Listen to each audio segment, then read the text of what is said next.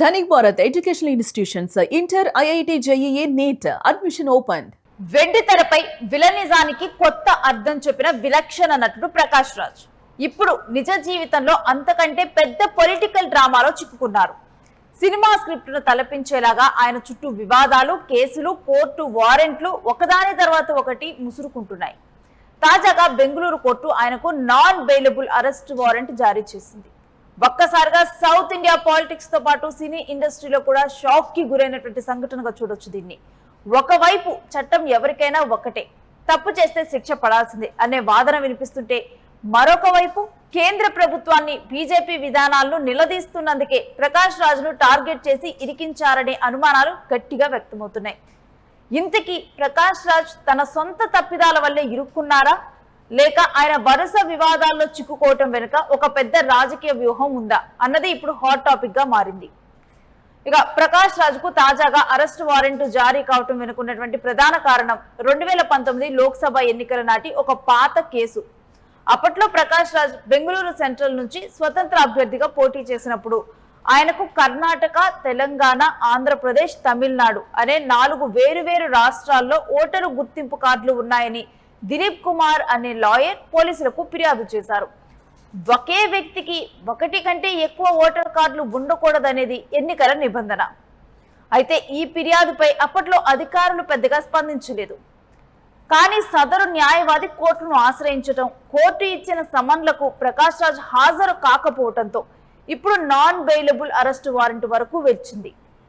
ఇక్కడ ప్రశ్న ఏంటంటే, 5 ఏళ్లుగా నిమ్మకు నీరెత్తినట్లు ఉన్న ఈ కేసు ఇప్పుడు ఆయన వరుసగా కేంద్ర ప్రభుత్వంపై విమర్శలు తీవ్రం చేసిన సమయంలోనే ఇంత వేగంగా ముందుకు కదలటం వెనుక రాజకీయ ఒత్తిడి ఏమైనా ఉందా అనేదే ప్రశ్న.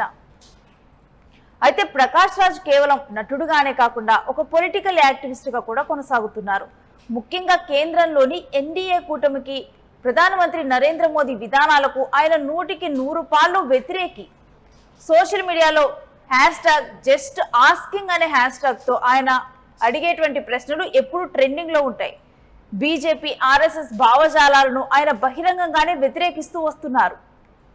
ఎన్నికల సమయంలో కాంగ్రెస్, ఇండియా కూటమిలోని ప్రాంతీయ పార్టీలకు మద్దతు ఇస్తూ బీజేపీ ఓటమే లక్ష్యంగా ప్రచారము చేశారు. ఇటీవల దేశవ్యాప్తంగా సంచలనం సృష్టించిన నీట్ పరీక్షల పేపర్ లీకేజ్ వివాదంపై కాక్రోచ్ జనతా పార్టీ చేపట్టినటువంటి ఆందోళనలో కూడా ఆయన చురుగ్గా పాల్గొన్నారు. కేంద్ర విద్యాశాఖ మంత్రి రాజీనామా చేయాలంటూ నిరసనలో గలం విప్పారు.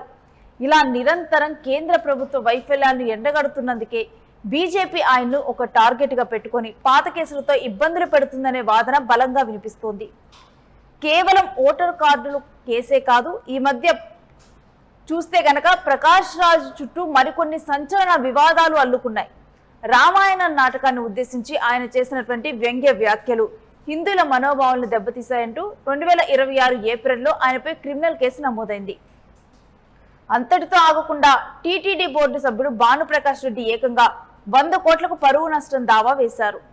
దీనికి తోడు పోలింగ్ బూత్లలో సీసీటీవీల ఏర్పాటుపై కేంద్ర ఎన్నికల సంఘాన్ని నిలదీస్తూ పోలింగ్ బూత్ ఏమైనా డ్రెస్ చేంజింగ్ రూమా, మహిళల ప్రైవసీని పణంగా పెడతారా అంటూ చేసినటువంటి వ్యాఖ్యలు ఈసీకి ఆగ్రహం తెప్పించాయి. కర్ణాటకలోని ధర్మస్థల వివాదంలో కూడా ఆయన పేరును లాగటం చూస్తుంటే ఆయన చుట్టూ ఒక పక్కా ప్లాన్ ప్రకారం ఉచ్చు బిగుస్తుందా అనే అనుమానాలు కలగక మానవు. మొత్తంగా ఈ వ్యవహారం చూస్తే ప్రకాష్ రాజ్ ఒకే సమయంలో 4 రాష్ట్రాల్లో ఓటర్ కార్డులు కలిగి ఉండటం లేదా కోర్టు సమన్లను నిర్లక్ష్యం చేయటం అనేది చట్టపరంగా ఆయన చేసిన తప్పిదమే అనటంలో ఎలాంటి సందేహం లేదు. కానీ ఆయన ఒక సెలబ్రిటీ కావటం, అందులోనూ కేంద్ర ప్రభుత్వానికి వ్యతిరేకంగా గట్టిగా మాట్లాడే వ్యక్తి కావడంతోనే ఈ చిన్న తప్పును పెద్దది చేసి చూపిస్తున్నారనేది ఆయన మద్దతుదారుల మాట. ఇక మీరేమంటారో కూడా మీ అభిప్రాయాన్ని కూడా ఇక్కడ షేర్ చేసుకోండి కామెంట్ బాక్స్ లో.